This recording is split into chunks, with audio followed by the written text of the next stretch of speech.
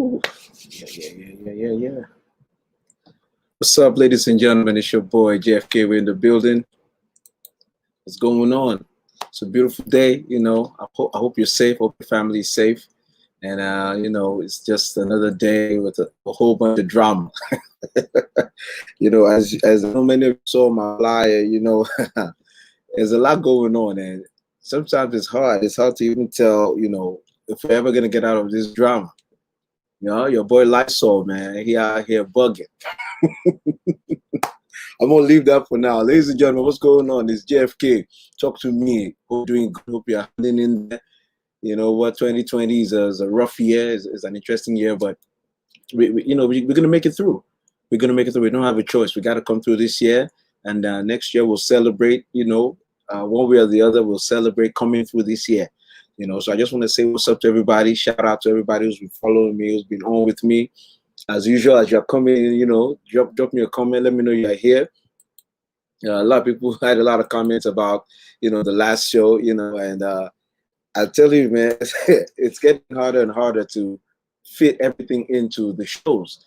Because as you're putting together the show, stuff is happening that you didn't even plan for. So it's like, you have to adjust, you have to keep adjusting. And that's why I'm glad that everybody who comes up and people tell me, this is what I like about the show, this is what I'm not feeling. I appreciate you, man. Just let me know. My people are falling. If you are here, you know what to do. Drop a comment. Let me shout you out. Let me welcome you to the program. Today, I just have a special announcement. BCOY in the building. My guy, correct guy. You see how far now? The show today, I want to address anyone who is, if you have a president who is suffering from imbecilitis or moronosis, if you have a president suffering from imbecilitis or moronosis, this show is for you. Many people often wonder, my president is behaving strangely. Could it be that he's a moron? This show is for you. If you are here, please drop me a comment, share. Come on, start sharing the video. Let's share. Let's get everybody on board, man. I want to say, if your president is acting a certain way, this is the show. Is your president a moron? Is a good question. Also, we'll be talking about elections today. Bro, we need to get into it. Elections have started. Early voting has started in many places. And a lot of questions are popping up. What are we supposed to be doing? The early voting schedule is out. In New York, for instance, by mid-October, you can start voting. You can start voting mid-October. So we need to start knowing, make sure you're registered to vote. Find out what your polling place is. Now, I've realized something. You have a different location for your early voting and a different location from your election day voting. So you need to know the difference. If you're going to early vote, which I'm considering right now, early voting. So the early voting is one where you're not talking about the mail-in votes or the ballot. You're going in, on your own schedule, more or less. You're going to vote, before the election day. I'm considering that because I just want to encourage a lot of people to consider that this is a year to guard against any shenanigans on our elections. I'm telling you, this is a year to guard against every plan of the enemy. Yeah, so I want you to know something. If you're going to vote early this year, do it now. Start finding out your state, your locality, what are the election days. And also, there's something to talk about too. The electoral college this year, the swing states, the polls, what's happening with the polls? What is it looking like? And I'll talk again about why, we shouldn't despair on the polls. I know a lot of people are still feeling what happened in 2016. You're still feeling bad. I'm telling you right now, there's an explanation for 2016. There's an explanation for 2016. So we're going to talk about the polls.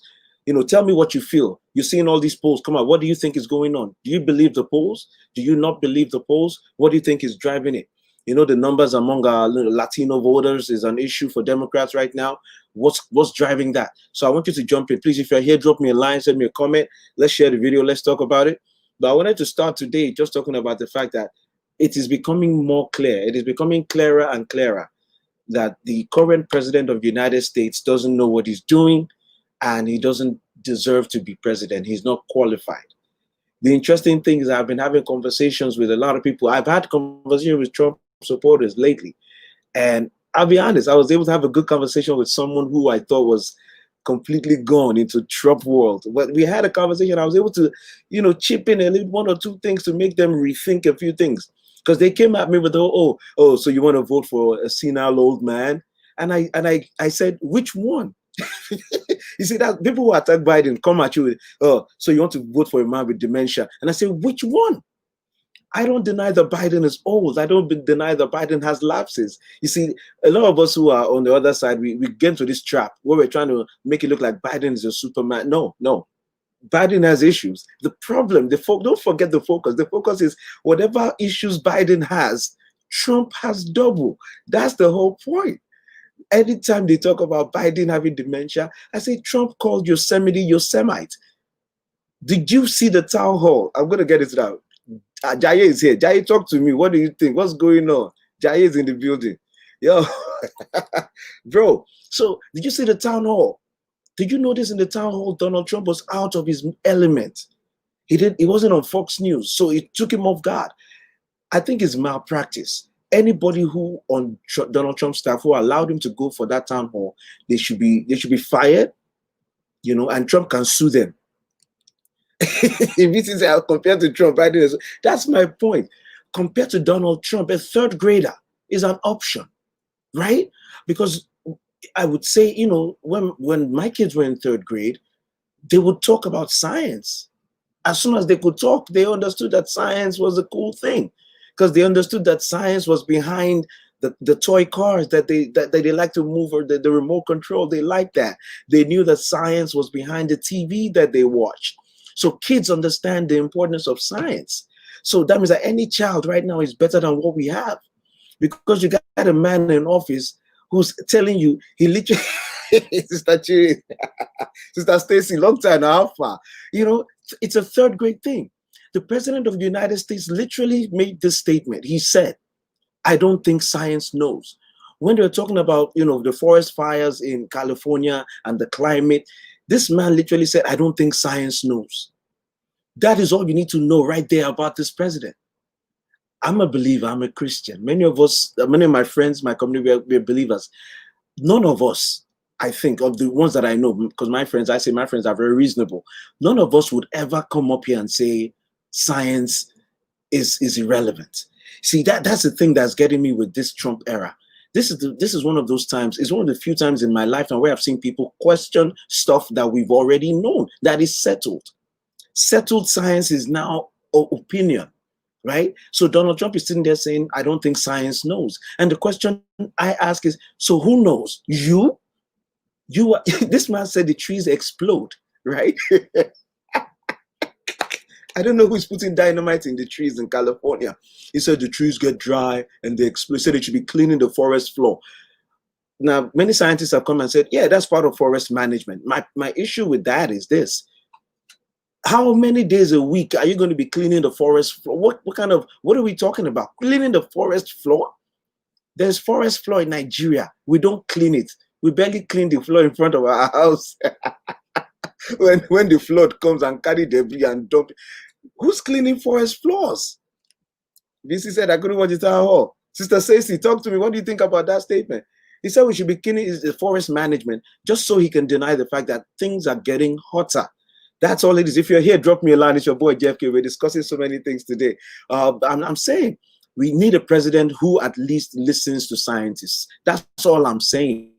We don't want a president who's going to be coming out and telling us that science doesn't know. I don't think science knows. Who knows then? This is the president who said that the trees will explode. The trees will explode. Once again, if you're here, thank you for coming. Drop me a line. Let me know you're here. Today, we're discussing the issue of whether or not, you know, how important it is that we understand that Trump is not fit for this office. This past few days have shown it. The town hall. Woo! That town hall. I don't know if you saw the town hall. Comment. Let me know. If you saw the town hall, what did you think?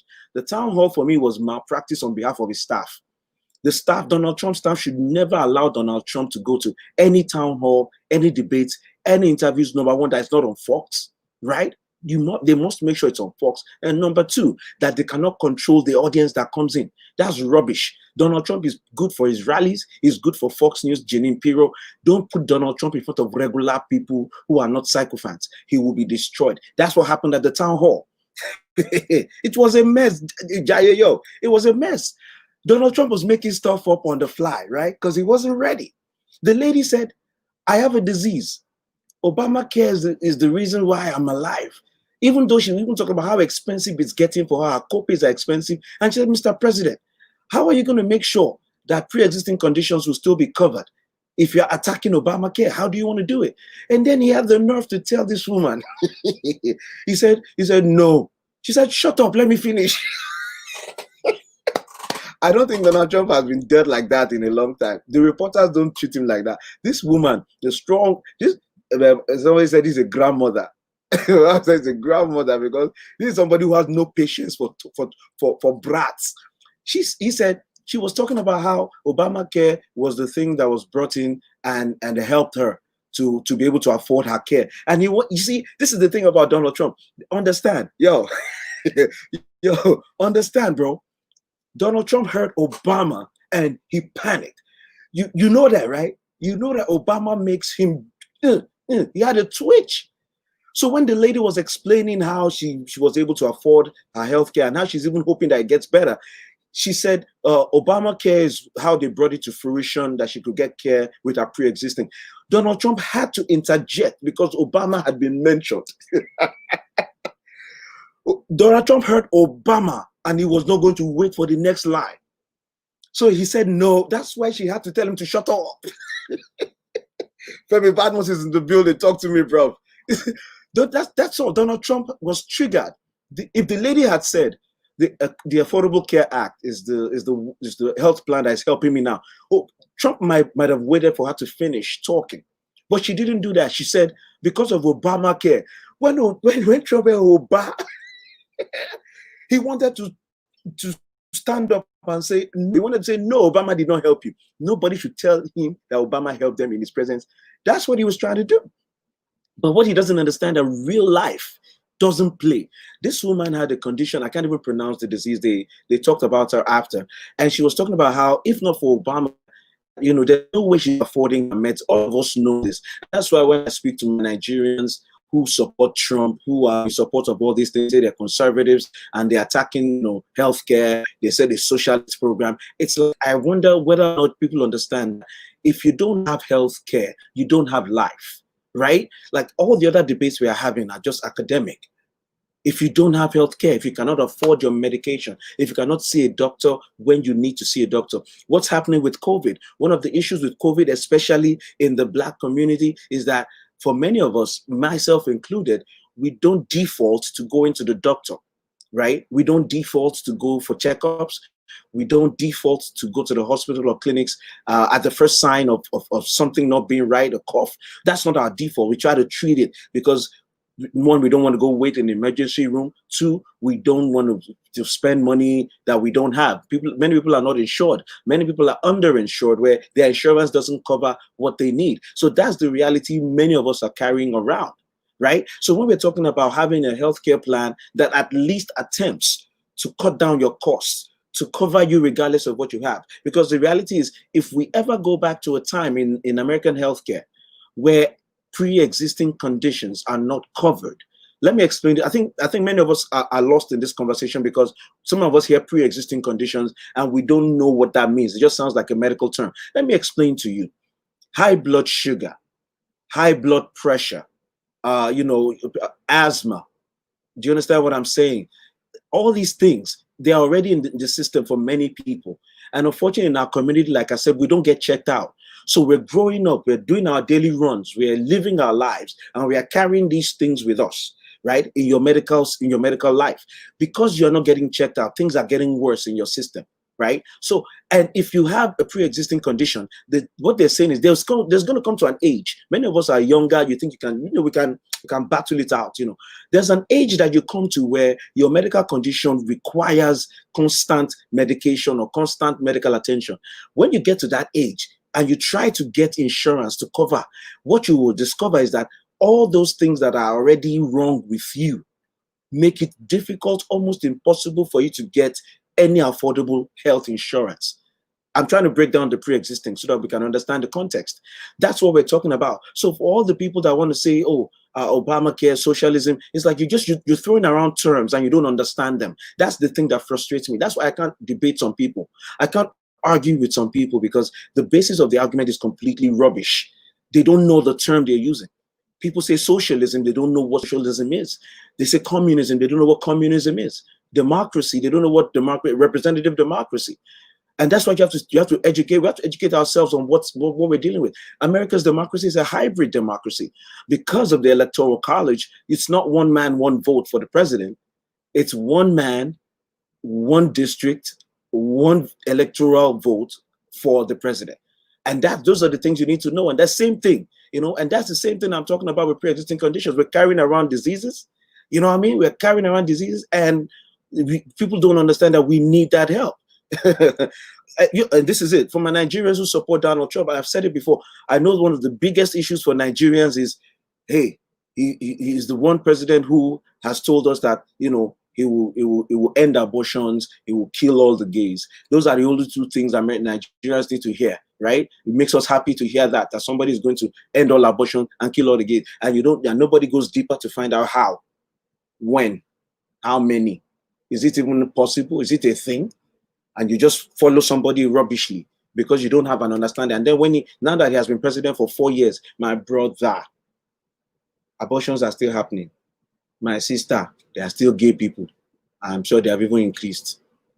Did you realize that the Supreme Court that Donald Trump said he will give you guys, all you conservatives, evangelicals, Nigerian Christians, the Supreme Court that Donald Trump was saying, yeah, Supreme Court, that Supreme Court has handed to the LGBTQ community a great victory in their struggle for equality.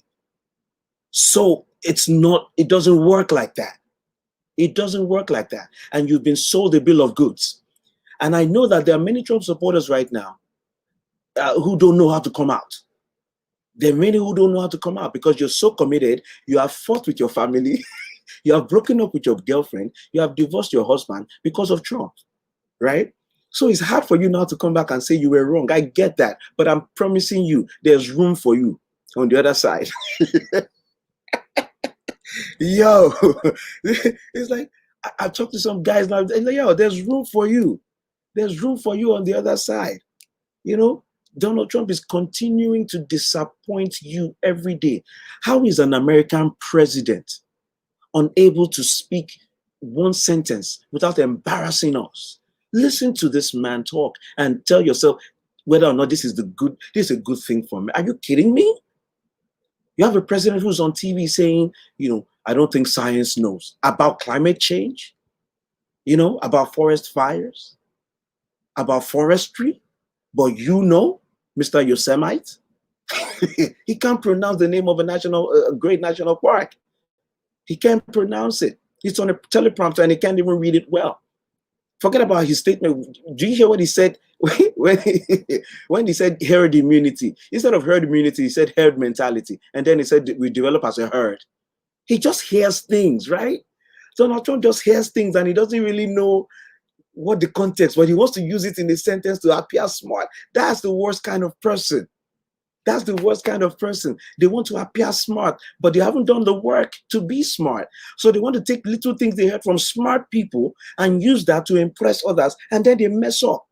That's the thing with Donald Trump. He likes to use collection of words that he heard recently. Do you know that he's now relying on a doctor, right? He has essentially downgraded Fauci, Burks, Redfield, all the guys, all the experts he has in government, he has pushed them aside. He's now listening to a new guy that he saw on Fox. America, how far you are falling. The president is now just plucked a guy out from Fox who's speaking the tune he wants to hear. So now the whole country has to depend on a president who is depending on some guy, a doctor. Now this doctor is a radiologist. He's the guy you go to when you're trying to figure out whether there's a cancer, whether something has metastasized. That's what the guy's job is. He's an expert in that field. And you guys know me. I give kudos for expertise. That's his field. But this dude is not an epidemiologist. He's not an infectious disease specialist. So Donald Trump is bypassing the infectious disease specialist in a moment where we are being ravaged by an infectious disease, and he's listening to a radiologist so that he can tell everybody he's still listening to a doctor. You would have to be extremely compromised intellectually to take that from him, right? Because that whether or not you have if you have a contractor building a house for you still want to know what his specialty is. And that's why a contractor gets subcontractors. He'll get an electrician, he'll get a plumber, right? He'll get a carpenter. You have to get the people in their specialties. You don't just bring an electrician and say he's the one that is going to deal with the plumbing. That's what Donald Trump is doing with the coronavirus right now. And that's why I said in my ad, we're playing footsie. America is playing Russian roulette with the coronavirus. VCOI, he said, divorce your about Trump, your village people have located John. Listen, people have broken up families because of Trump. Ask Trump to pronounce epidemiologist. Trump is going to say the people with the epi. That's how he thinks, bro. And he should not be president. That's all I'm saying. There's no reason why America, with all the brain trust that is America, there's no reason why we should have the dumbest man alive on the seat at the White House. That's all I'm saying. People attack Joe Biden. I told you I had some guys that I had a serious conversation with. They were attacking Joe Biden and said, "Oh, you want to go for a senile old man?" And I said, "I would go for a Toyota Camry." You're not listening. You're not listening. I would go for a baobab tree.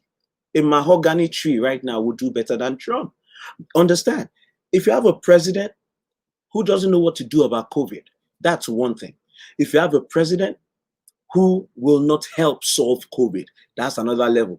If you have a president who is actively doing things to make COVID worse, that is the worst possible scenario. And that's what we have.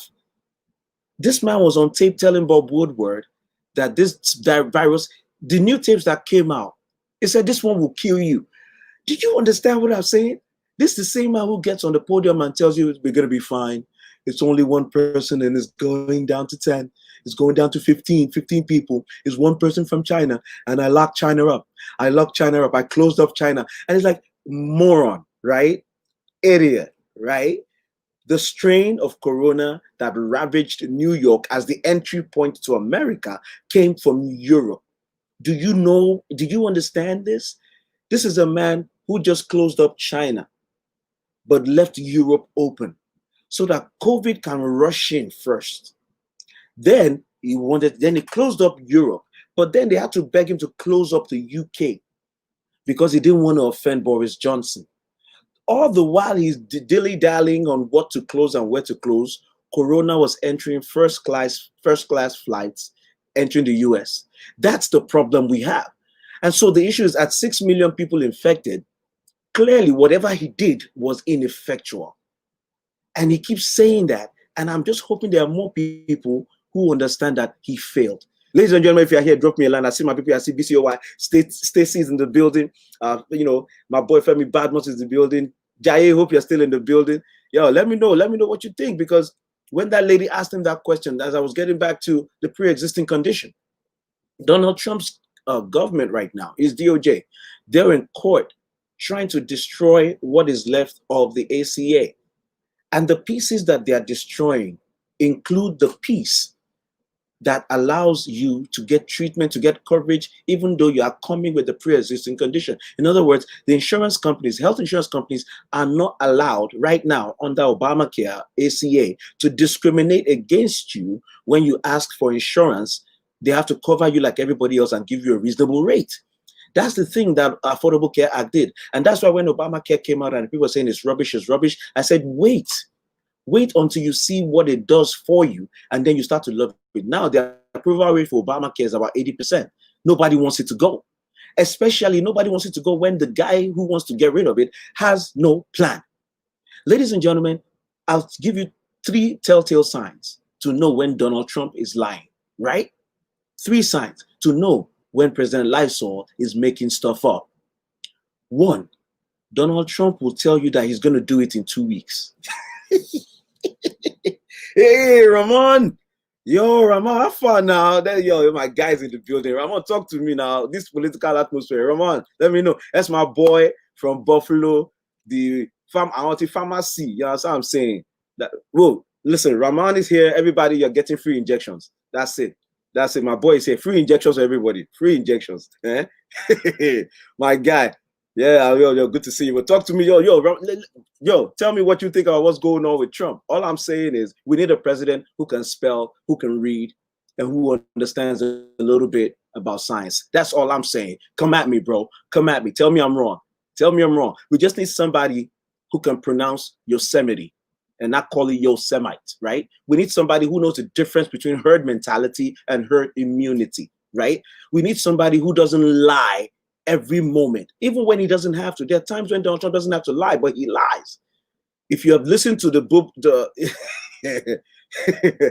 if you've listened to the Bob Woodward tapes, if you listen to the tapes, he on that tape, Bob Woodward. Now listen to this. I want you to think about something, ladies and gentlemen. Talk to me. Just injecting. Please remind me what I was referring to. Yeah, Bob Woodward is like everybody else who has come in contact with Donald Trump, who has thought to themselves, I can make him reasonable. I can make him rational. Everybody who has worked for this man, this is my clue. I don't think you need anything more. To all my people who are Trump supporters, I've thrown this out and many of them are not able to respond to it. And here's my thing. Why is it that almost everybody who works for this man, comes out? Either they resign or they're fired or they just leave. They come out and they either write a book, give an interview, or write a column saying he's the worst man for the job. You have to pay attention to that. You don't have to listen to me. You can attack me fairly and say, what do I know? You can do that. You're free to say that. But I push you on something. I challenge you on this. If you're supporting this man, or if you're giving him a benefit of a doubt, I challenge you on this. Do you know him more than General Mattis? Do you know him more than John Kelly was the chief of staff? Do you know him more than John Bolton? Do you know him more than his niece? Do you know him more than his big sister? This is what I'm trying to say. Do you know him more than Michael Cohen? This is the issue. Have you spent more time with him, interviewing him, than Bob Woodward?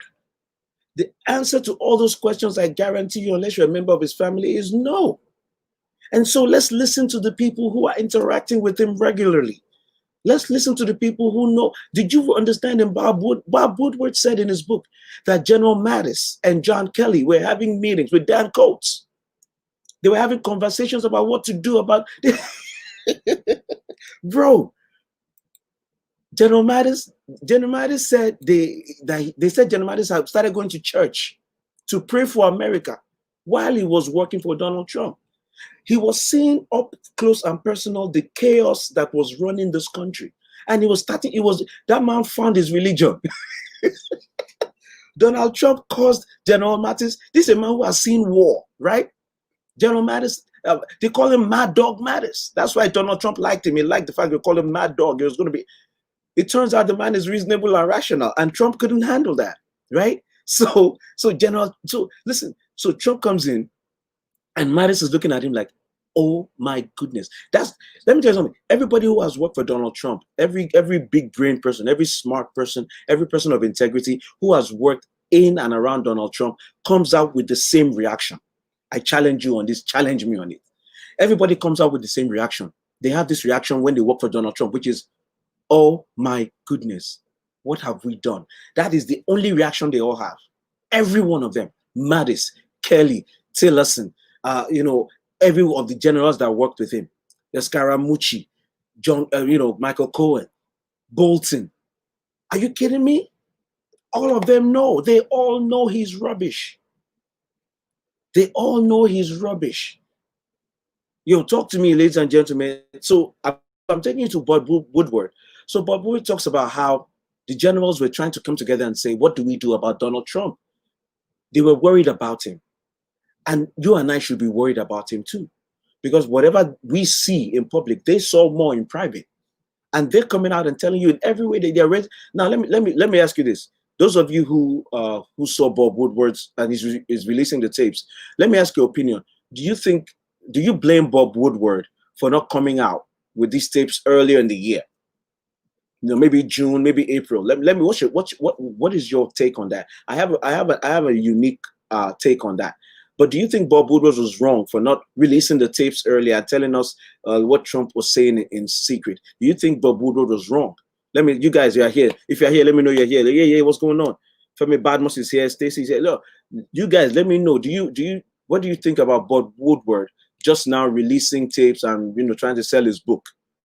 What do you think about that? I have a personal opinion about that. And one of the things that challenges me is this. People talk about whistleblowers and how they are not coming out and talking to us and how they are not coming out and telling us what they know. And I'm telling you this, it's not, how do I put it? It's not their responsibility to save us from our own ignorance. I'm telling you right now, Bob Woodward is not responsible for saving us from our own ignorance. Let me tell you what I mean. I have never needed any book from Bob Woodward. I have never needed any book from John Bolton. I have never needed any book from Mary Trump, right? I've never needed any article. I've never needed any TV interview from any ex-Trump staffer. I've never needed all those things to know that this man is rubbish, because I could see it right there. In addition, it is stuff that he himself is saying. I had an argument online. It was a friendly debate, and I liked the fact that I was able to have this debate. I had a debate with someone online who was trying to deny that Trump said our soldiers are losers and suckers, right? They said he never said it, that they're lying against him. And I just went to that person and I said, what are you talking about? Okay, did he say that McCain was a loser? Yes. Was John McCain a war hero? For most of us, yes. Did he call John McCain a loser? Did he say he didn't like people who were captured? Did he or did he not say those things more than once? Did he not tweet? He tweeted it out, right? So if you agree that he said that, and then there's a report coming out saying he called soldiers losers, what is the disparity between what he called John McCain and what he reportedly said about soldiers? So you're in denial. That's all it is. You're in denial. Now, as if to confirm that he said it, because that's what his mind is. Even when Donald Trump got on the podium to explain to America that he never called soldiers losers and liars, before he finished that speech, he succeeded in denigrating all the military chiefs, right? He said they are warmongers. He said that, oh, the brass, the soldiers like the soldiers themselves like him, but the top officials, they don't like him, and they're all warmongers. So if you put that together, do you need any special investigative reporting to let you know that he said that soldiers are losing liars? He just said that the top brass of the military are warmongers. They're war profiteers. What does that tell you about how he feels about them? Are they not also soldiers? And so when you defend Trump, you end up in some weird places. Hey, look, oh yes, Sister Stacey, I like this. She said, now is when they can cash in and make the most damage to the Trump campaign. Tensions and election fever is highest now. You're exactly right. And don't get me wrong, I'll tell you this, Donald Trump has one gift.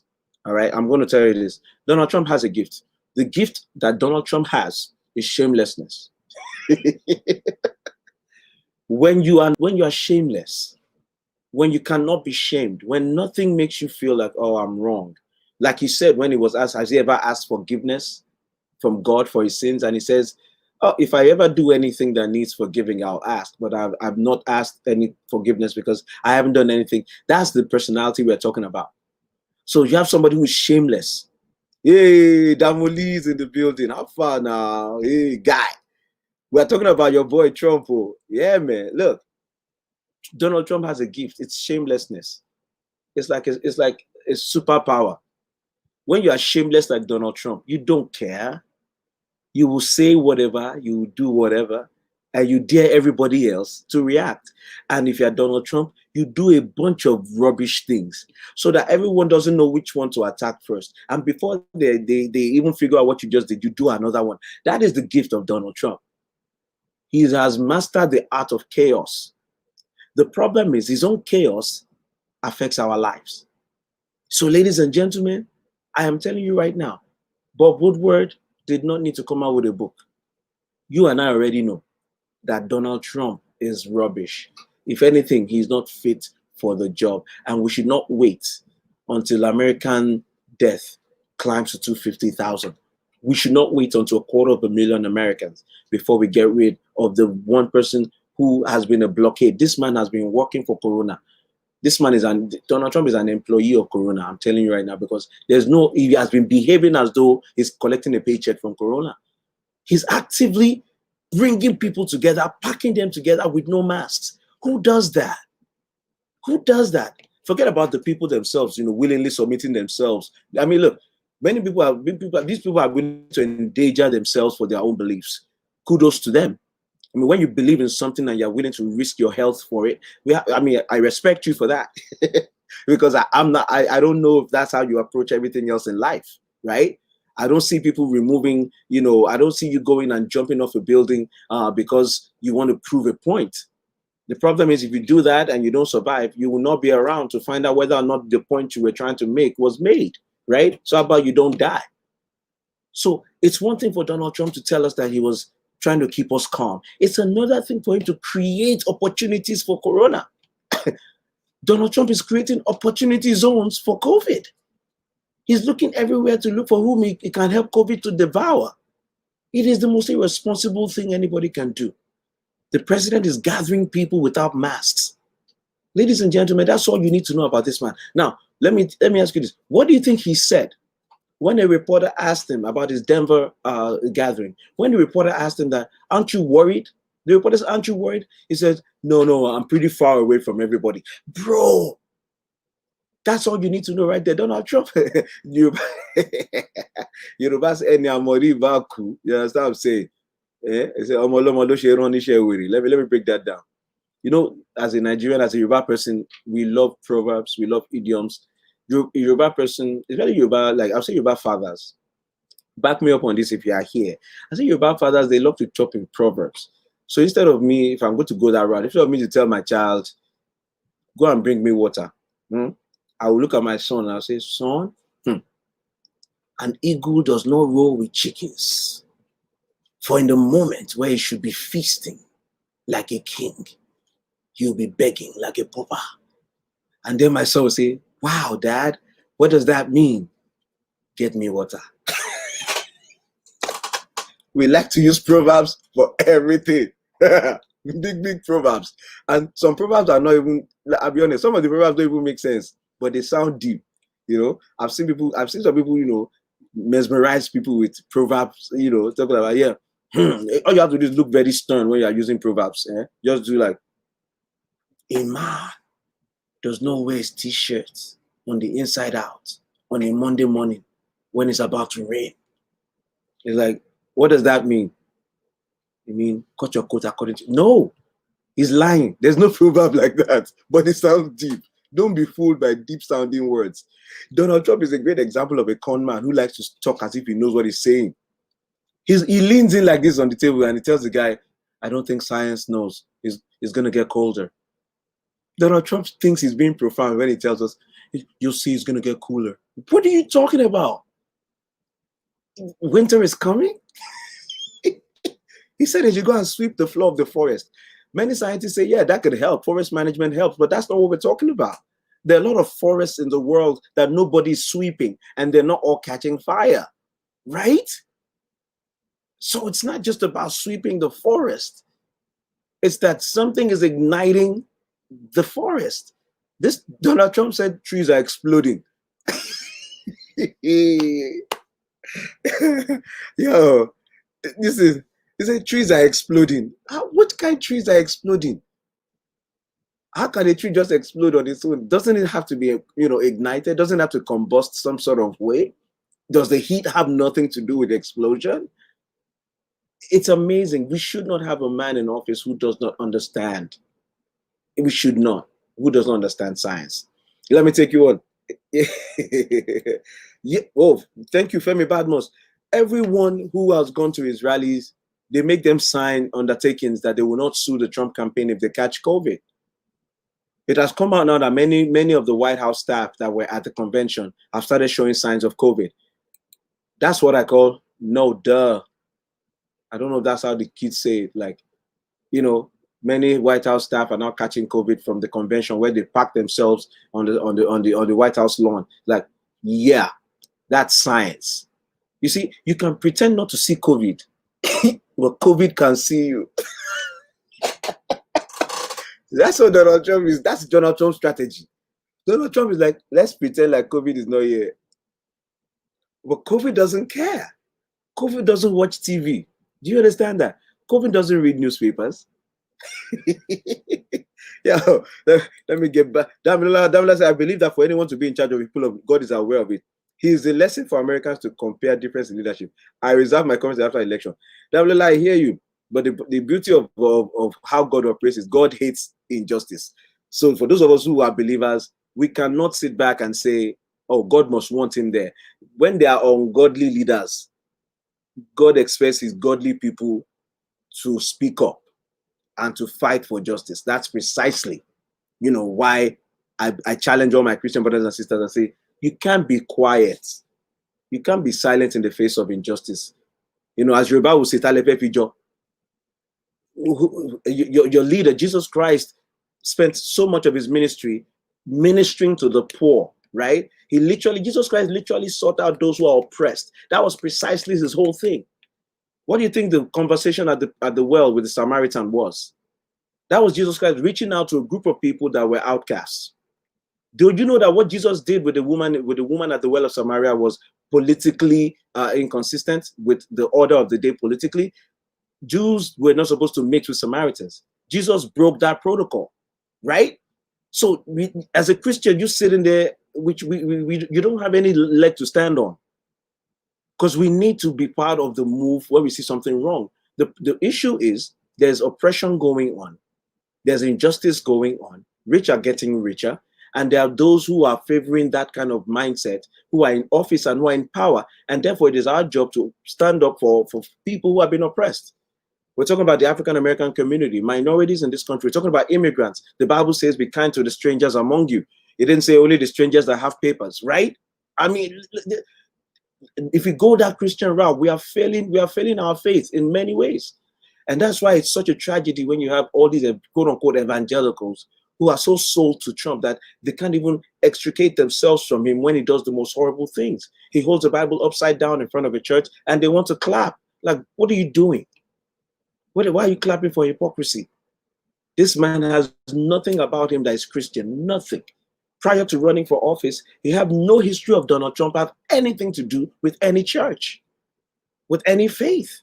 That's not his lifestyle. Those of us in New York who know a little bit about Donald Trump, we know where his church was. His church was Studio 54. His church was the Playboy Mansion. Get out of here with this nonsense. Like, oh, I love the segment I watched on the Daily Show. There was an African American pastor who was supporting Donald Trump, speaking like, oh, he's a man that God has sent. And then they challenged him and they said, what do you know about Donald Trump's Christianity? Yeah, say, what do you know about Donald Trump's Christianity? And he says, I know he's a man of God. He believes Jesus is Lord and Savior. And the reporter said, when did he accept Jesus? Do you know? What is his conversion story? What day did Donald Trump become born again? When was he baptized? But you want to just jump in and pretend like you want to ignore all that and pretend like you know he's a Christian just because politically his views align with not even his views. Donald Trump is an opportunist. Donald Trump knows that if he says kill the gays, stop all abortion, he knows he will have 70% of Christians all over the world. The problem is none of those people, if they really go and ask themselves, what does he mean by that? What will he do? What kind of a person is he? You will never support him because he's a cruel man. That is precisely the thing that is missing from Donald Trump's makeup that should make it impossible for Christians to tie themselves to him. He has no empathy. He does not have mercy. This is and don't even try to pretend like you don't know this. This is one of the things that makes him acceptable, right? Don't his supporters go out and tell us he's ruthless, he gives it. People brag about how Donald Trump is a hard hitter. You hit him, he hits you back. Yeah, that's really turning the other cheek, right? Look, look, that's his personality, but don't come and pretend to me that that's some kind of Christian person I'm looking at. His entire body system is about greed, right? He said it so many times, like, I'm greedy. He says it. You cannot know him more than himself. He has confessed his own greed. Over his whole life is based on how do I make more money. It is precisely because of how he looks at life as a way to just get more, more for himself. That's how he lives. That's why when they reported that he said those things about the soldiers, that they were losers and suckers, understand that it's not just a question of him trying to insult them. No, no, no. This is how you know it's real. It's a real story because it ties into something about Trump's personality, which is Donald Trump asks one simple question before he does anything. That question is this: what's in it for me? Boom. That's who he is. That's who Donald Trump is. He has only one question for you in any transaction, in any relationship. Donald Trump has only one consideration: what's in it for me? And that is precisely why America is suffering right now, because there is no selflessness in this man. There's no sacrifice in this man. There's no honor. There's no preferring others above yourself. It is why they will ask you at a rally, where people are packed with no masks during COVID, and they say, Mr. President, aren't you worried to be in this rally right now because of COVID? No, people are not wearing masks and they are packed together. And his response is, I'm not worried. I'm on the stage. I'm far away. Do you understand that? That is something he said on the record. That's not made up. That's not fake news. That's him. Because he can't hide it. It's so deep in him, he can't hide it, right? So he says, I'm far away from the people, so I'm not worried. Now, for those people, though, they can die. That's precisely where he's going. And this is why I say to my Christian brothers, you cannot tie yourself to this man's personality. Now, I understand he may win re-election, but don't forget, even if he wins re-election, he has 4 more years. And even if he becomes a dictator and he becomes the first authoritarian life president of America, he's 70-something years old. At some point, the Trump train will end. I mean, Trump's role in that train will end. Where will you be once you have sold your soul and your faith to this man? Where will you be? Already, they've destroyed so much. The concept of evangelical movement in America right now has been so damaged. It was already like struggling before. With Donald Trump, when you hear evangelicals now, you just you just think of bigots, right? You think of heartless people. You think of people who are they're dogmatic. They face one way with their political agenda of destroying gays and burning down abortion clinics. Those are the only 2 things they care about, and judges. In all of that, they are forgotten about human beings. They are forgotten about people. It is what will make people say, oh, don't kill babies, don't abort babies, but we are okay when we put babies in cages, right? Oh, don't kill people, don't kill babies, they are God's creation. But 200,000 Americans are dead, and you can sit there and say, well, it couldn't be helped, right? It is you that will say, no abortion, no abortion. But you will come back and say, why is Black Lives Matter trying to protest? It's so ridiculous. And it's embarrassing. And for many of us who are believers, it's an embarrassment because you have moved from faith to politics and you don't know the difference, right? I am speaking right now politically. I can tell you that. When I speak in terms of faith, I can speak in terms of faith. I can make that distinction. But many of these people cannot. And that's why they have made Trumpism a religious identity. Do you know that he's an idol now? You call yourself a Christian, but you are worshiping Trump. You have gotten to the point where you are now saying that, oh, if Trump doesn't win the next election, let's burn it all down. Is that the Christian thing? Let me calm down. Let me calm down a bit. Mike Dada is here. Mike, let me see. Yeah, I now know why some Nigerian leaders support him. They told me his policies favors their ministry, religious liberty, tax exemptions, Jerusalem pro-life, and many more. That's my point, Mike. Is like you're supporting him for political reasons, but those political reasons don't inure to the betterment of anybody. You can't just say Israel as a topic is the reason why you support a man who is watching 200,000 of his people die. It doesn't make sense. It doesn't make sense. And your support of him is now causing you to buy into the lies that he tells, even though you know better. Many of the people who support Donald Trump know he's lying. When he sits on a stage in a town hall and the woman asks him, why are you destroying Obamacare when you know Obamacare is the only thing keeping me alive with my pre-existing condition? And Donald Trump has the nerve to tell her, I have a beautiful new healthcare plan, healthcare. I'm doing healthcare now. And then Stephanopoulos says, You've been saying that forever. You told me that last year that, oh, in 2 weeks, you're going to sign a new healthcare bill. You told Chris Wallace that in 3 weeks, you sign it. Why are you saying that? You don't have a healthcare bill. Then this dude had the nerve to say, but no. Come on, bro. How many lies will you guys swallow? You are watching the liar in front of you, and you are pretending not to hear his lies. This man destroys everything he touches. Think about it. I'll say it again. Sister Stacy, thank you. Not all Christians. That's my point. Like I said, some of us Christians are not in that camp. You know, some of us Christians are not in that camp. But the point is that they have a lot of people who are using the Christianity as the basis for supporting this man, and they're ignoring all the atrocities that is coming from him because of the Christianity. And I'm trying to let you know that that's not justified. I don't think Jesus will be everything we know about Jesus Christ. He cares for the lowliest people, right? That's the thing we know about Christ. Donald Trump is the opposite of that, and you know it. He's all about status. He's all about wealth. He's all about levels. He said during the campaign, said, I only want rich men in my cabinet, right? Because they know how to make money. It's like he's telling you right away that it doesn't what he thinks about poor people. Right? And even when you say poor people, it's like there are some people who are poor not because they can't be rich, but because they've chosen a life of service and dedication. It's like you said, there are many people who are in the military who are saving this country, who are doing great things, but look at the brains they have. Some of the greatest scientific advancements of this country and many other nations come from the military. So the brains in the military are without question. They're selfless, they're strong, and they're smart. But many of them know how to use that to help their country. So do you now look at those people and say, you don't know how to make money, therefore you're not smart? And that's how he thinks. He only looks at you and says, how much do you make? And that's my problem. So you can't say that you're a Christian and then you want to go support this man, but then start ignoring all the things you know about him. And that's why these elections are very important. These elections are very important because it's a statement. We're making a statement with these elections.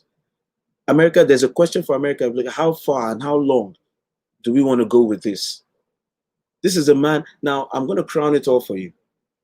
I'm going to crown it all for you. This is a man who just said on that town hall, let me know what you think about this.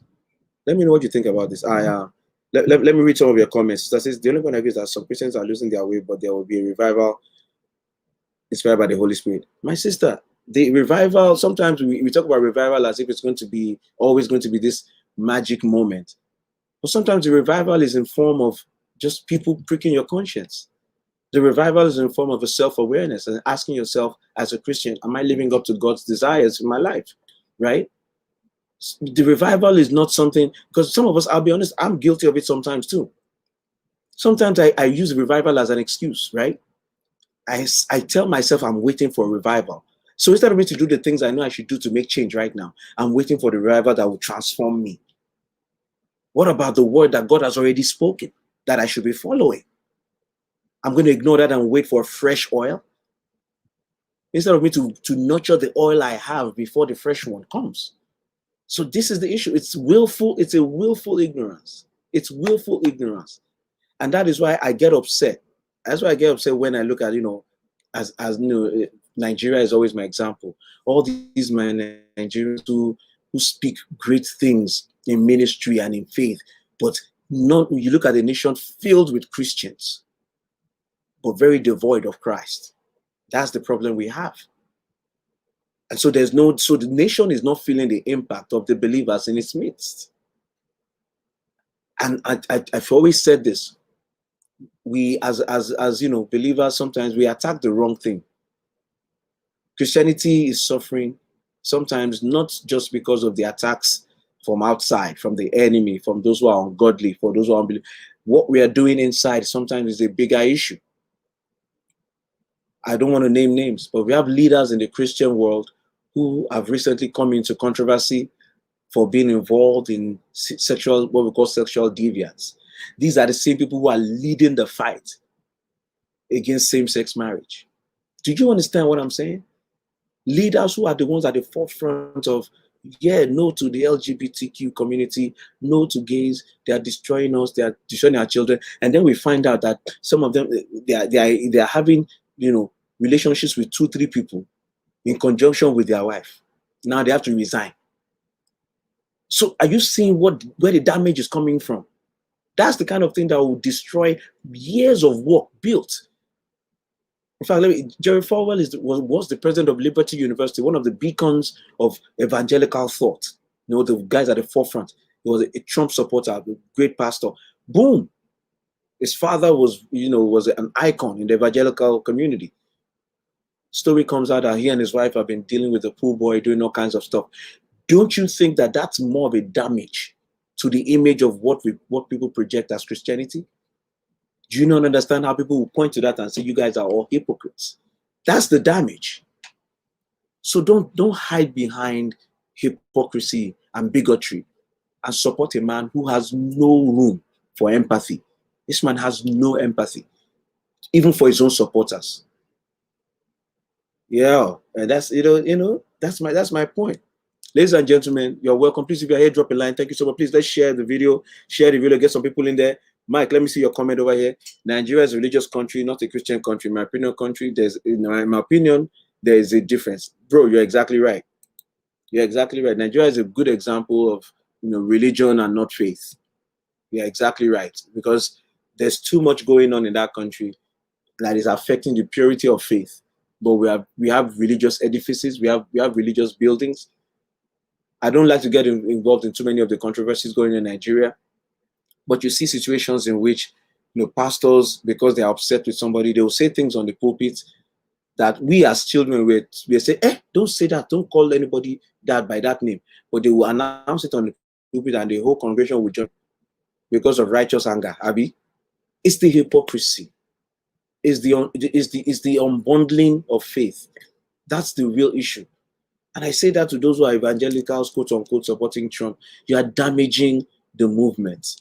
The evangelical movement is being damaged right now, and you may not be able to repair it.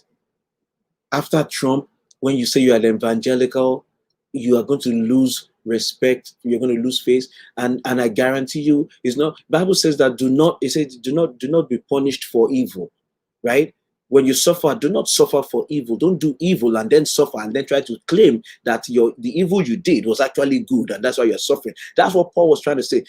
God is not going to be complicit in your suffering, in your evil when you are suffering. Don't call God and say, oh, it's because of God I'm suffering. No. And that's what a lot of evangelicals are doing. Like, yeah, if you're a true Christian, you have to support this man because of XYZ. And it's like, if you're a true Christian, you should be guided by the heart of Christ. And the heart of Christ is love and empathy. When that is missing, you cannot be there. You cannot be there. You cannot be behind a man who has expressed in every way possible he does not care about people. I know it's going to be something people are going to try to defend him, but the truth is, even in the Bob Woodward tape, where he said, oh, I'm going to, I don't want to create panic. Everybody understands. Those of us who have been following him understand this. When he says he doesn't want to panic people, he's referring to the stock market. And that's the thing. He wasn't talking about human beings. Because guess what? When the stock market crashed, he came out and he said, there's a pandemic, it's global. He started showing us charts. 100,000 will die, maybe we'll get it to 60,000. When the stock market crashed, he forgot about staying calm, right? Because that's what he cared about. And so you are backing a man that has no empathy and no care for people. And that's why I'm telling you, man, one of the beautiful things about this last this last town hall, I wanted to play one of the scenes from that town hall. The lady that talked to Donald Trump. We all want to talk to Donald Trump the way this lady did. And I want to share it. We all want to talk to Donald Trump the way this lady did. So yeah, let me play something for you. Those of you who missed it, if you were not able to watch the town hall or the recap of the town hall, I want to give you the chance to hear this. Here we go. Pre-existing conditions which Obamacare brought into brought to fruition be removed? No. Without, please stop and let me finish my question. Should that be removed within a 36 to 72-hour period without my medication? I will be dead. And I want to know what it is that you're going to do to assure that people like me who work hard, we do everything we're supposed to do, can stay insured. It's not my fault that I was born with this disease. It's not my fault that I'm a Black woman and in the medical community, I'm minimized and not taken seriously. I want to know what you are going to do about that. So, first of all, I hope you are taken seriously. I hope you are. Alicia Black is joining. So, ladies and gentlemen, so this lady had to give it to Donald Trump, and all of us are like, "Thank you, ma." Strong Black woman. Thank you, ma. Just shut up, oh. Kilo man share. What is wrong with you? That's what she did to him. Kilo man, what's your issue? Let me finish. You want to lie, so you want to rush and lie. Wait, you will get your chance to lie, but let me finish. I want you to hear a little bit about what she said in terms of now to discuss this moment. She is an assistant professor of African literature at Kutztown University. You were obviously very firm there and very clear in the question that you had to ask the president. Tell us what your reaction was to the answer that you got back. The answer that I received from the president actually broke my heart and made me extremely angry. In fact, when the event concluded and I left Constitution Hall, I sat on one of the walls and I broke down and I cried. Because he did not address the question at all. What he did was he took what I said about Obamacare and flew with that in order to chop Barack Obama and the ACA to shreds and to attempt to chop Joe Biden to shreds because he was one of the most important people in creating the Affordable Care Act. For the record, I do not get the ACA. I am insured by the state of Pennsylvania because I work for the state of Pennsylvania. And even though it is very expensive for me because I'm a single income, I have no children, but I have a single income, and it's expensive to live where I live with all the medications, the co-pays and the testing, et cetera, and I get quite a bit. That's not my complaint.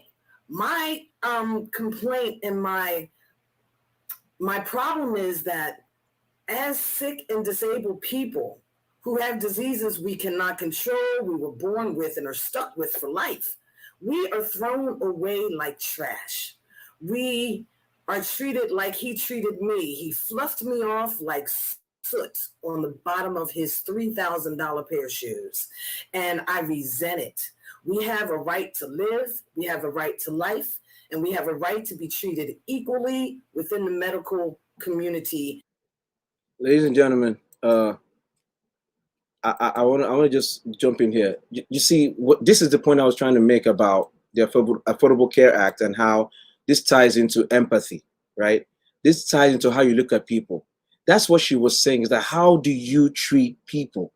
The reason why Donald Trump can easily attack the Affordable Care Act in court and try to tear it down because he hates everything that Obama touches, that's his own personal issue.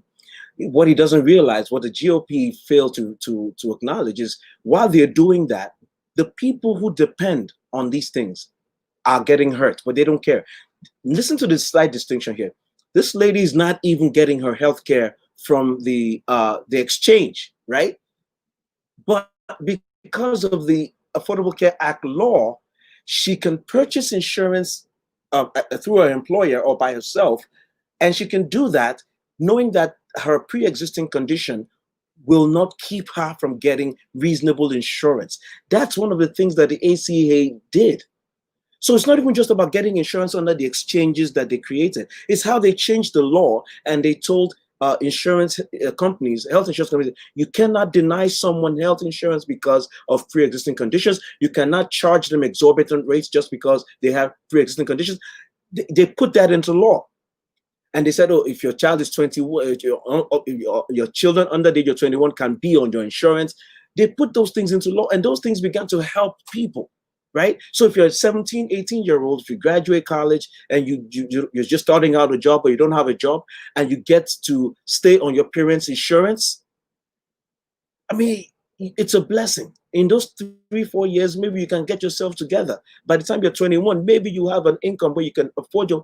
So there were a lot of good things about the ACA. What's my point? If Donald Trump cared about human beings, if people were a priority for this man, what he would do as a responsible president is to create the alternative first, right?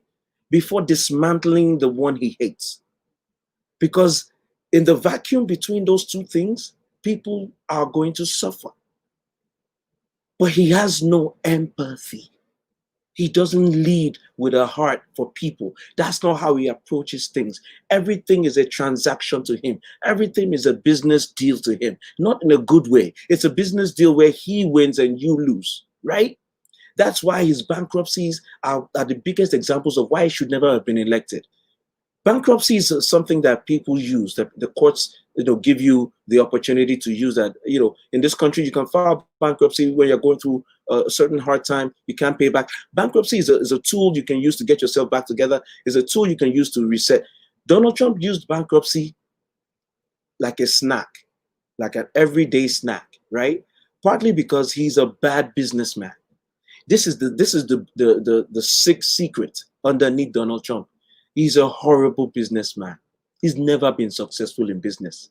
He's been successful in pretending to be successful, right? And he's gotten a lot of assists. He's gotten a lot of help. Brashegu is here. That's Donald only cares about Donald. I said it. Brashegu, in the town hall he just did, in the rally he did, the reporter said, "Are you worried about catching COVID in this rally?" Donald Trump said, "No, because I'm going to be on stage. Nobody's going to be near me. I'm going to be good." This is Donald Trump's entire mindset. As long as I'm good, as long as I'm good. Everybody in the White House is getting tested like crazy so they don't infect him, right? Everybody in the White House is getting tested. They're making sure he's got his doctors around him, but he will go out and tell you to go out without a mask, as if you have doctors on standby like he does, right? As if you have the White House ready to take care of you. If you even cough, if Donald Trump even coughs one time, doctors are going to roll into action. They're going to take care of you. You don't have that, but he doesn't mind sending you out there like a lamb to the slaughter. And you're going to tell me that he deserves 4 more years?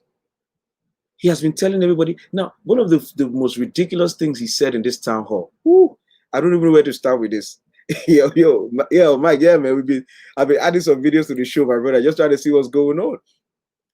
One of the things, and Mike, this is my point. They said they were hitting on his billions, and I've said this. I don't mind a billionaire being president. I don't mind a rich man running things. When I look at a billionaire, I say, God, help me. Let me to make some money. That's my attitude toward billionaires. I want to be one if I can, if it pleases God. So I don't hate him. I look at it. I will look at a billionaire and see the nice house. Hey, I love AC house. I see a billionaire's cars. Hey, see car. Oh God, me too. That's not my attitude towards billionaires. My issue with this particular quote unquote billionaire, I say quote unquote because we don't even know what he's worth. My issue with this particular one is that he's a liar and he doesn't care about anyone else but himself. And he happens to have made his way to the presidency. That's the issue. That's the issue. It's like, I don't care about his billions. I don't know how many billions he has. It's way less than he says, but that's a different, because he's a liar. Okay, what I did not want to say, Brashegun has said it. I will put up Brashegun's comment. Brashegun said, the problem is that he's not a billionaire. That's why he's hiding his taxes. That's what I believe personally. Do you know he's still fighting? Even when the first court said, release your taxes, he went to get an injunction, say, don't release it yet. Then they said, release it now. Then he got another injunction, say, no. He's been fighting them. He doesn't want anybody to see his taxes. There is nothing you can tell me. Many of the rich people we know that are online, their whole wealth and stuff, they don't hide it if it's not shady. This man has been under audit since 2016, when he says the IRS is still auditing him. They're auditing him forever. Yo, you're right. Michael Bloomberg says, don't call him a billionaire. Don't insult us billionaires. I listened. I would not doubt that, Donald, because here's the thing about Donald Trump. because he's a horrible businessman, he's made a lot of bad business deals, right? The other thing you need to know is that Donald Trump owes a lot. He owes a lot to Deutsche Bank. No other bank would lend to Donald Trump because he was a bad business risk. Think about it. Someone who goes to bankruptcy every 2 weeks. is that a good signal of a good businessman? People who work with him, people who do construction, all the buildings you are seeing, a lot of those contractors had to settle for pennies on the dollar of their money in bankruptcy court. Because that's what happens in bankruptcy. You don't get your full money. Donald Trump takes people to bankruptcy court so they can tell them, I'm sorry, this is all I have. I can't pay you for the work you did. You take what you get. That's how he has lived his life. That's why he swindled people on Trump University. That's why Trump stakes didn't take off. That's why he lost on the casino business. Casino businesses don't lose. Donald Trump lost the Taj Mahal because he's fundamentally horrible at managing anything. Look at his White House. Look at the rate of the turnover. Look at how he has fired, that he has resigned. Look at that. Look at the chaos. That's a glimpse of how he runs his business. You can tell from the White House that he's a horrible manager. A guy who hires people, then when they resign or he fires them, he comes out and he tells us they were low energy, low IQ, they're ridiculous, they don't know what they're doing, but you hired them. You keep hiring people that you come back to tell us are rubbish. What does that make you? So, ladies and gentlemen, it's like it's the fundamental issue that this man does not deserve to be in the White House. He's unfit. He's unfit because he's not learned. He's uneducated. You have to just admit it. This man is uneducated.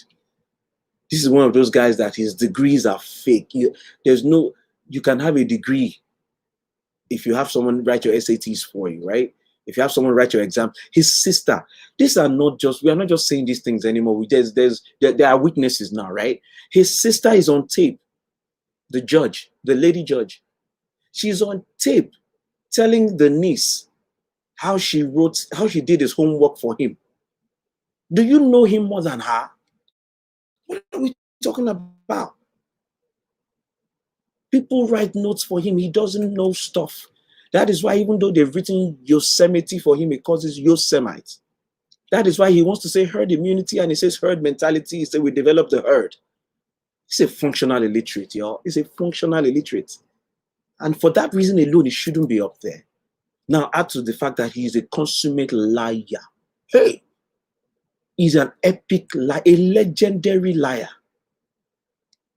This guy's lies have children that are lies. His lies give birth to lies. This is a man, I told you, these are details. When Donald Trump says anything, that he will do anything in 2 weeks, he's lying. Just take it. Once you hear 2 weeks from Donald Trump, the other thing that you can tell that Donald Trump is lying, when he says very strongly, we're looking into it very strongly, boom, liar, he's lying. When he says, many people are saying he's lying. People are saying he's lying. Those are your tells. He's a liar. Let me tell you something. Don't come for me with this. All of us as human beings, we struggle with lies, right? We're all praying to God for the ability to be truthful at all times. But once in a while, you say something just to get out of the situation but you lie. You and I, we need to pray against the spirit of lying, right? So there's a threshold level of falsehood that human beings are willing to acknowledge in each other, right? And politicians are known to be liars. Lawyers, they call us liars. I've explained that before. That's ridiculous. That's an uneducated way to look at lawyers. Many lawyers help their clients plead guilty. What does that mean? I did it. That's helping your client to confess. So you're not lying. What you're saying is, okay, it's true. This man stole $5 million. How do we reduce his sentence so that he just pays back $70,000 and you let him go home? That's not lying, right? So, but lying is acceptable to a certain. Donald Trump is in a different caliber. They say politicians lie. Donald Trump is in a different caliber. Donald Trump is made up of lies. Donald Trump's fingers are lies. His hair is a lie. Donald Trump's lips are lies. This hand that he does is a lie. Ramon said, 45 will tell a lie about a lie to cover up a lie. Why did a lie? Oh, bro, you have won the internet today. Ramon, you won the internet. My brother has won it. He said, Let me read it again. Say, you say 45. I call him Lysol. All right. So Lysol will tell a lie about a lie to cover up a lie while inside a lie. No, this man is a genius with lying. I've said that he's intellectually challenged, but on the issue of lying and falsehood and deceit, there is none other. I give him his props. I give him his due. I challenge you, bring your liar. Let me bring this liar. Donald Trump lie will swallow your lie. What? This man lies when he doesn't have to. This is the issue. You know, there are some people that you will lie just to get up. In a case where he doesn't need to lie, where the truth will suffice, he will lie. Do you know? Do you know this? Let me ask you this. Donald Trump just said that he won an award. Donald Trump said they gave him a Bay of Pigs award to show that the Cuban community in Florida loves him, right? He said, I don't know if you know this, I just received an award that I don't think anyone else has ever been given this award. It's called the Bay of Pigs Award. And I was given, they gave it to me. Do you understand that what happened was that there is an association called the Bay of Pigs Association or Bay of Pigs Club, made up of some Cubanos, right? And they endorsed Donald Trump. That's the real story. And that story itself is strong enough for Donald Trump to just say it like that. Do you understand what I'm saying? When Donald Trump has the option to tell the truth that will favor him, he cannot do it. He must embellish, he must add, he must lie. Do you get what I'm saying? The Bay of Pigs Club endorsed Donald Trump for president. Boom. Beautiful story for him. Great endorsement. Donald Trump repeats that endorsement and he says, I just received the Bay of Pigs award.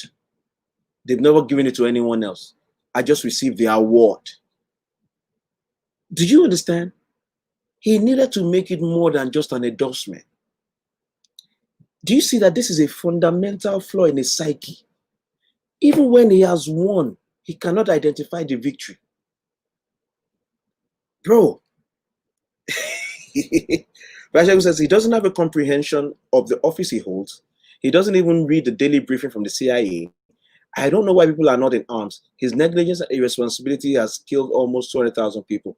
Rajab, that's why I'm doing what I'm doing. That maybe I'll reach out and I'll maybe just convince one or two people.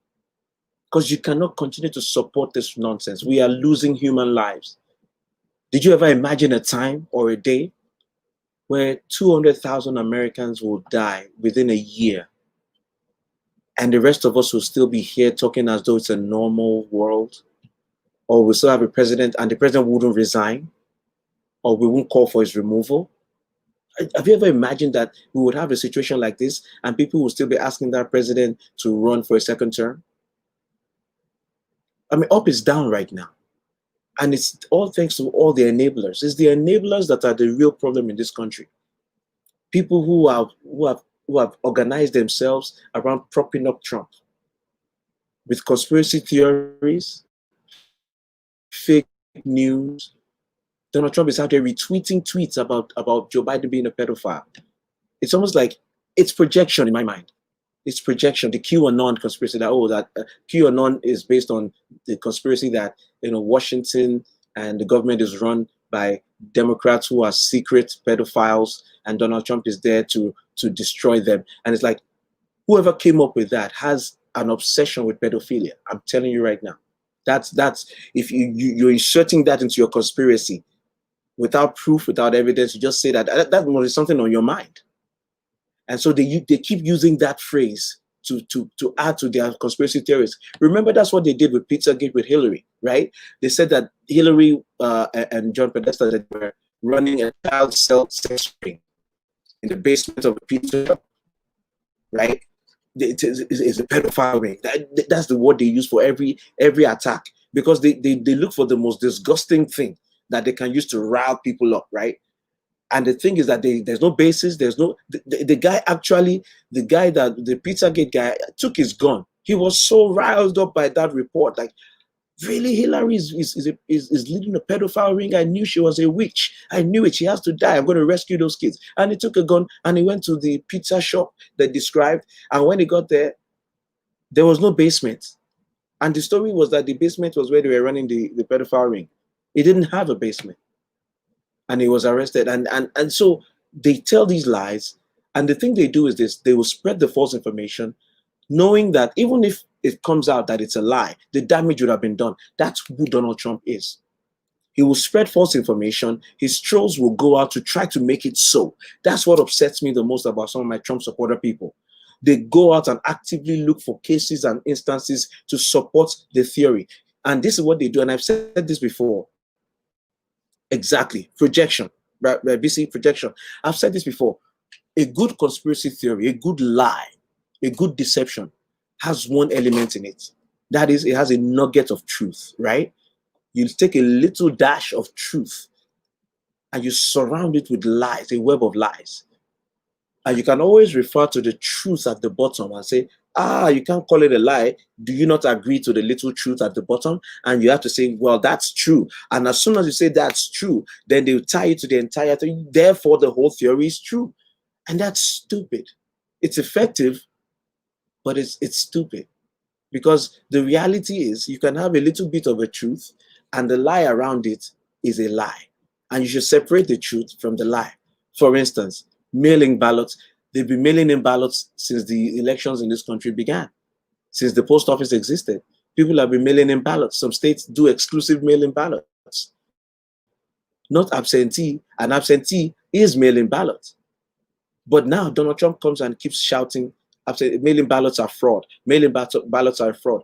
All of a sudden, he puts his postmaster general in there to begin to mess up the post office so that they start to mess up. And now they can look for examples of cases in which the mail-in ballot had a problem. They'll take that and extrapolate and say Donald Trump was right. Mail-in ballot is a fraud. And it's like they're creating the fraud.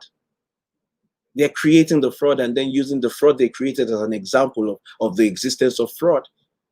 And I'm just hoping America doesn't fall for it, right? It's a game of numbers. I'm hoping there are more of us than there are of them. That's all. More reasonable people. More people that will think critically and more than the trolls. There are some legitimate people who support Trump, but they will let you know that they despise XYZ that he's doing. I respect that. But there are some that are all bought into everything he does and says. Those guys, those people in particular, they are the ones that I hope we overcome them in the election, because we have to. Ladies and gentlemen, it's your boy JFK. I see you dropping line. Let me know you're here. Please share the video. Share the video. Now, what I wanted to also, I have like a few minutes. I'm going to just do this. We have to talk about the elections, and I know that everybody's apprehensive right now because President Lysol has done a good job of tainting the waters. They have muddied the waters. Now people don't even know if their ballots will count if they mail it. Good job to Trump and his cronies. Attorney General Barr is just, I don't want to talk about him today. AG Barr is somebody who I think he's worse in some ways than Donald Trump because he knows better, but he has just sold himself to this ideology to destroy this country from within. And he's out there talking like a hack, like a political hack. Somebody who's supposed to be the Attorney General of the nation. He's talking as though he's a campaign manager.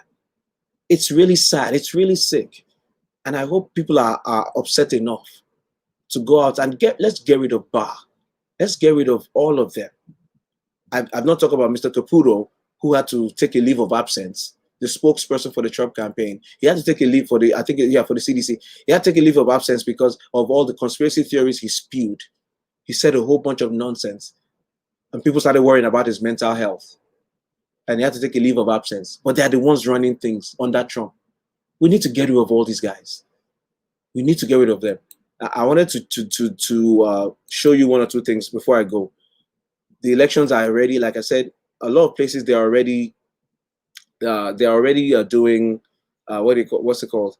Right, they're already doing elections. People are already going out. People are already voting.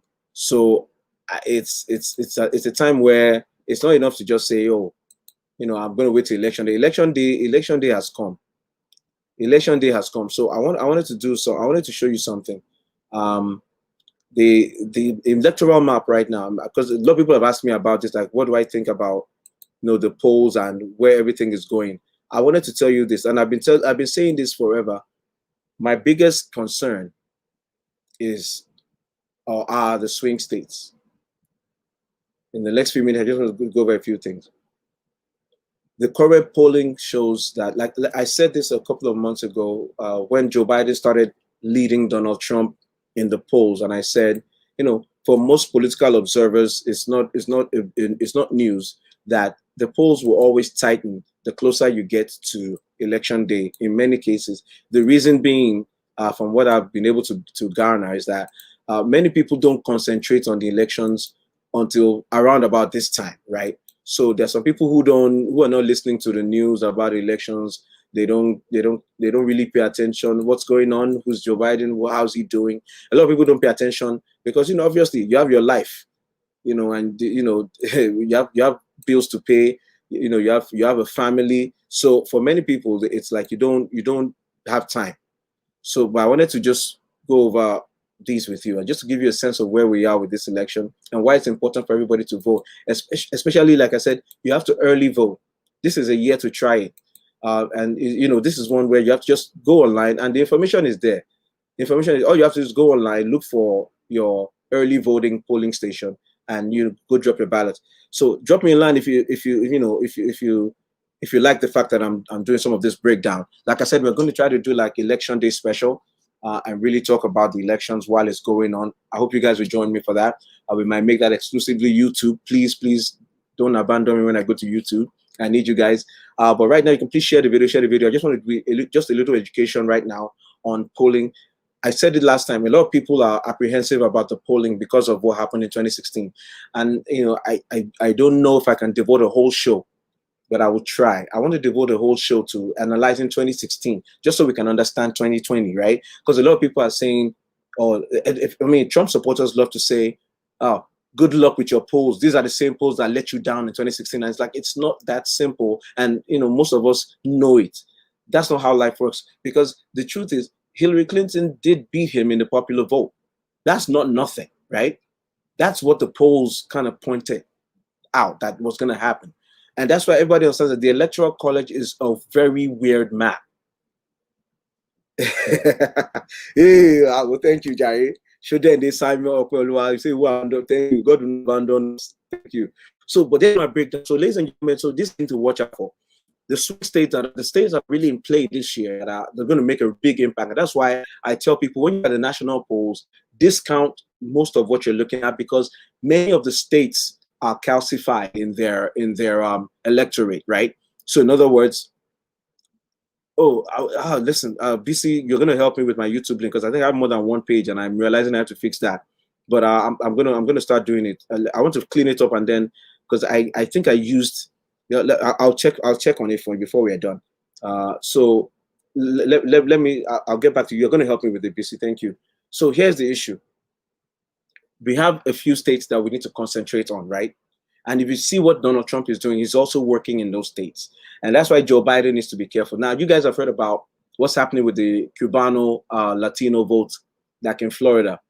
It's true that Trump is leading in Florida with Latinos because of the Cuban community. And there are a lot of reasons for that. But on the Latino vote in general, Biden is still leading across the nation. So get that straight. When you're talking about he's losing Latin votes, most of the Latino votes he's losing are concentrated in certain places, right? Don't get me wrong, he might still be losing Latino votes in other places, but for right now, what you're looking at is really limited to Florida, right? So that's a major issue for Biden. And I don't want to get into Joe Biden playing Despacito on his phone, trying to, speak to Latinos. It's like, bro, drop the gimmicks, right? Joe, drop the gimmicks. Talk to people. If you want to talk to the Latino community, talk to them. Look, in fairness to Joe Biden, look, he's been pretty good about not being too dramatic. He's just speaking. He's been giving speeches. But I know it's not fair. It's not fair when you're going up against somebody who is all gimmick. But you just got to know what's good for you in your lane. So that's beside it. So that's a sidebar. Arizona, Florida, Michigan, North Carolina, Pennsylvania, and Wisconsin. All right. Keep those 6 states in mind. And if by any chance you are somebody who lives in that state, who has family in that state, whenever a conversation comes up, just get a sense of where they are. And please just encourage them to vote either way. So the polls are showing in Arizona, Biden 45, Trump 44. Now Arizona has been reliably red for a long time. This is a major development. If Joe Biden can take Arizona from Trump, most of the models predict that if Joe Biden takes Arizona, Donald Trump's path to 270 electoral becomes very weak. Okay, let me say that again. If Joe Biden can snatch Arizona from Donald Trump's path to 270 to win the electoral college again becomes very weak. So Joe Biden needs to keep the pressure on in Arizona. He's doing as well as any Democrat has ever done or better. 45% to 44 in polling. Like I said, it's a margin of error. So they might as well be tied in Arizona. But like I said before, elections are about momentum. The issue is if Joe Biden can build on this towards in the last few days of this campaign, he has room to grow, right? All right. So off, VCOY, you are the best in the world. All right. So everybody, please subscribe to my Fresh Anointing YouTube channel, Fresh Anointing. Subscribe. And let's get that going. Basically, you're the best. I'm going to make sure I make that adjustment and consolidate the information on all the YouTube channels. Thank you. So please subscribe, share this video. I want to make this. We're going to make it election central. All my people, get ready. We're going to be talking elections. We're going to be getting ready for on election day itself. We're going to chat. I'm going to bring guests in. Gonna have a real TV show. What am I going to do? You know what I'm saying? Like, you're going to have a TV show, break down the elections. What are people doing? See if we can get some exit polls and information as it's going. Whatever happens on election day, we're about to have fun, right? We're about to have fun. In 2016, we weren't ready for the magic, the thing that happened that made all of us lose our minds. We weren't ready for it. But 2020, we are now ready to know that anything can happen. So there's no do or die there. It's just we'll try our best. But I want you all to be on here with me on that election day. I will put out the information of what I was going to be like, but get ready. So yeah, Mike, what's going on? So let me quickly run through this and finish out the show. So we got Arizona. Biden just has to take Arizona. If Biden takes Arizona, Trump is in big trouble. And it's easier said than done. Arizona has been reliably red, but the pandemic has really caused a shift. Arizona was hit hard with this pandemic at a time when they were being told by the president that it's all right. At the time when president was saying liberate Michigan, liberate, Arizona got hit. All right. And that's what made it so that a lot of seniors, pulled back from Donald Trump. That's what gave Biden the opening. Because right now, the polls show that most Americans trust Joe Biden on handling the pandemic more than they trust Donald Trump. I wonder why. Mr. Lysol himself. But that's what's working in Joe Biden's favor. Florida, we know the story about Florida. Florida right now Trump won some of these states very slightly. But that's why a place like Arizona is really weird, because he won it with a larger margin in Arizona last time. So for him to now be tied or even a point behind Biden is very significant. Florida, we all know that Florida is huge for these elections. He who gets Florida gets a bunch of electoral college votes. And my next show, I'll be breaking down even more in more detail, if you guys don't mind. I know sometimes people don't like people going into the weeds, but I think it's important to educate ourselves so that even when we're looking at how things are shaping up, we know what's going on. So Florida, 50% to 43% is the current polling. Biden is up in Florida. I expect that to tighten up before election. I'm expecting Trump to come up to about 45.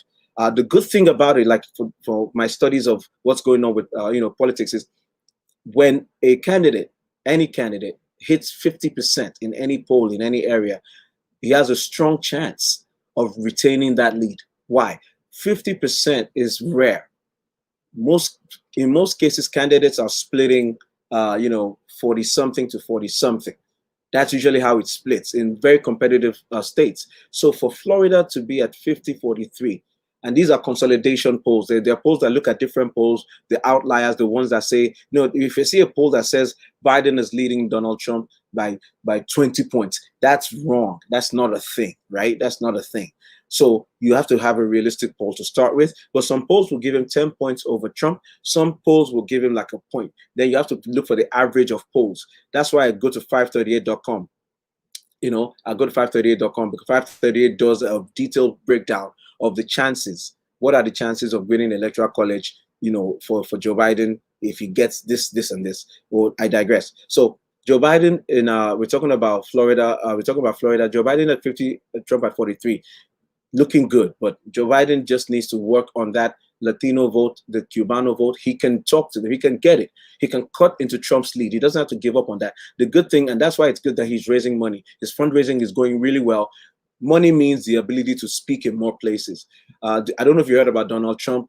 They spent close to $1 billion, and they are struggling for money because they've squandered it. And it seems that people around Donald Trump have been chopping the money, which is a normal thing. If you are working for a guy who chops money, you will chop money.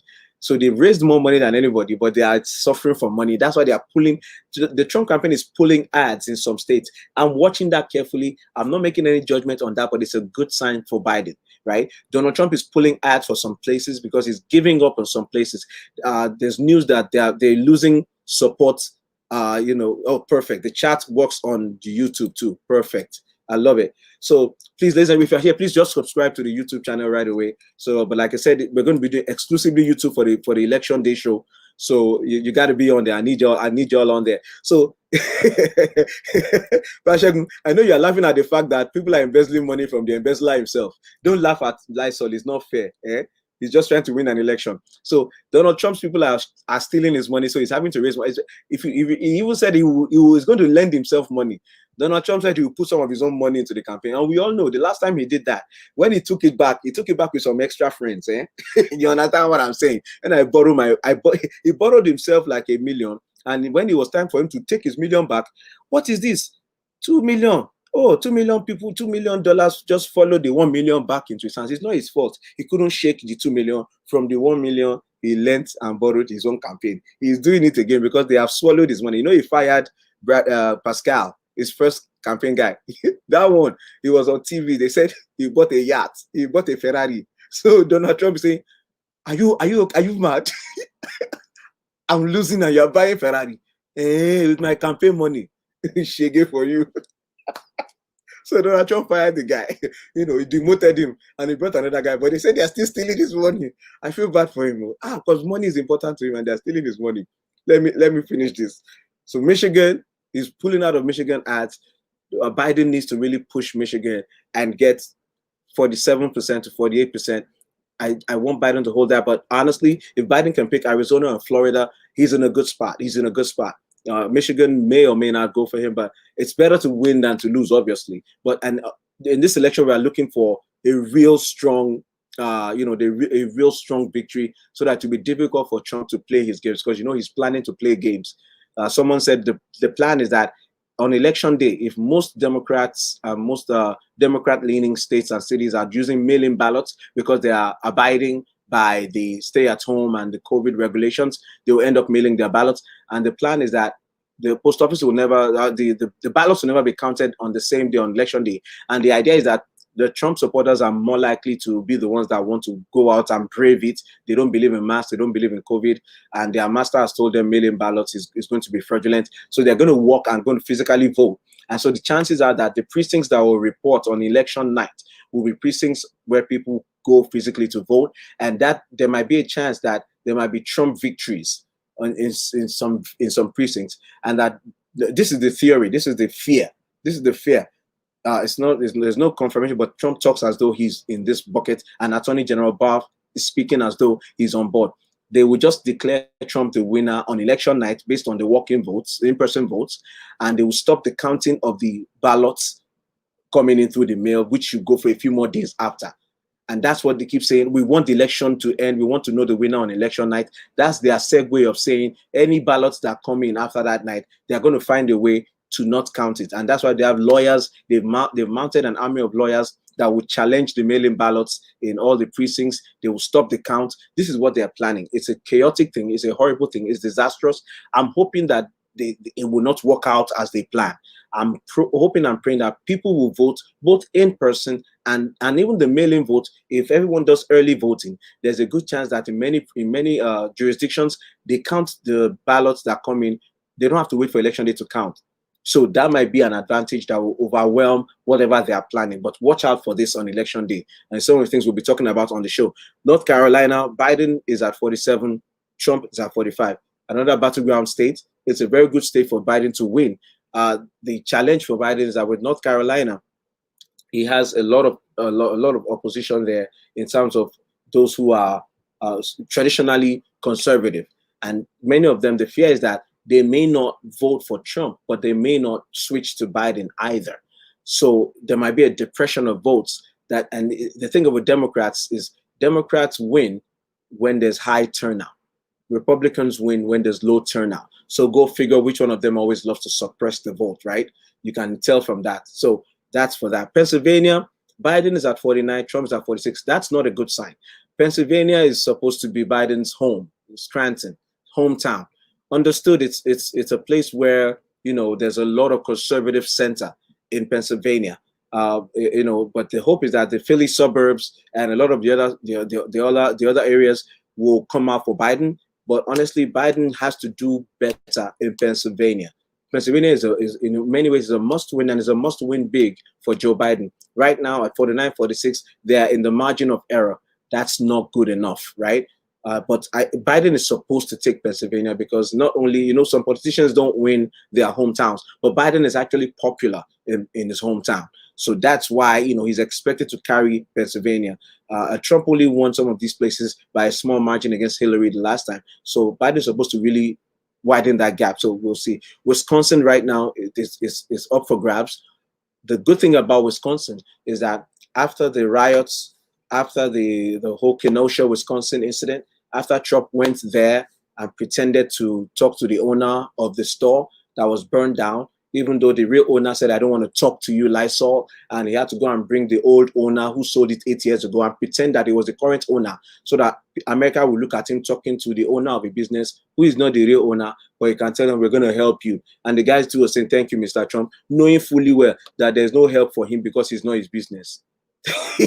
Upon all that dramatic and all that dramatization, that particular episode, as dramatic as it was, did not gain Trump any points in the polls as he expected. The law and order argument in Wisconsin is being tested. That's why Wisconsin is important. The law and order argument is very much being described in the context of what happened in Kenosha. So if Biden is still leading in Wisconsin after all that drama, it's a good sign that the law and order argument is not as strong as Trump wants it to be. So that's my breakdown for these swing states. Like I said, it's going to be a tough one, and we need to rally around. Early voting is important. Please get it. Let's get out and vote. There are a few other things we need to discuss about the election, but let me just get the last few comments here. So, this is the reason why they still want him. He's corrupt. It's easy for them to make money. It's Dio Far. You have cut through. You have cut through the most important part of this. They need to know that this is not a time for them to steal money. So Donald Trump is an opportunity for them to steal. So a lot of people who are in his cabinet, who are working for him, who are working with him, they are doing it because they can take so much while they are working there.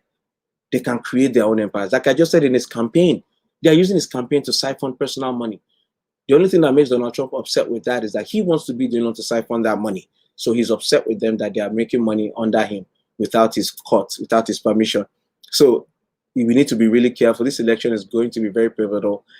In the meantime, ladies and gentlemen, I want to say thank you for coming on, man. It's your boy JFK.